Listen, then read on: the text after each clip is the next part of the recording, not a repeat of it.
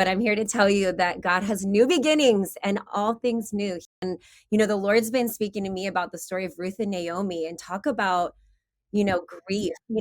I feel like what the Lord showed me is that grief and love often travel together, and that redemptive story of them being tied together in love and loyalty and commitment, that God took the ashes and turned it to beauty, and how he tied in Jesus through this story, that seemed, Naomi said, "Don't call me Naomi, call me Mara. I'm bitter." And maybe some of you that are watching feel bitter. You feel like you've lost everything.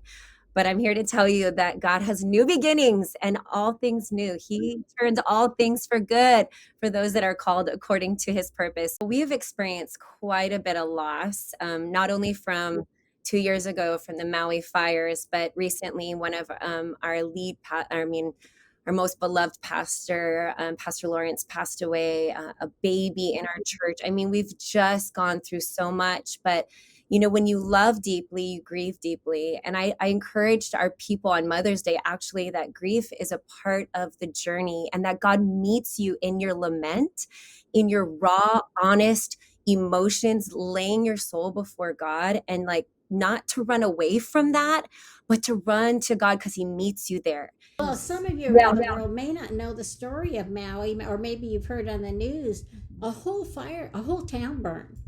One of the most beautiful towns in Maui on the coast burned to the ground. So, talk about beauty from ashes. In fact, I remember prophesying there was a big tree in the middle of the town called the banyan tree, and I prophesied it was going to live again. And afterwards, in your church, I thought, what have I said? But it is living again. I've been watching Yes. that it would be a testimony, new life would come because the tree would live, and they didn't know if it would or not. That old tree.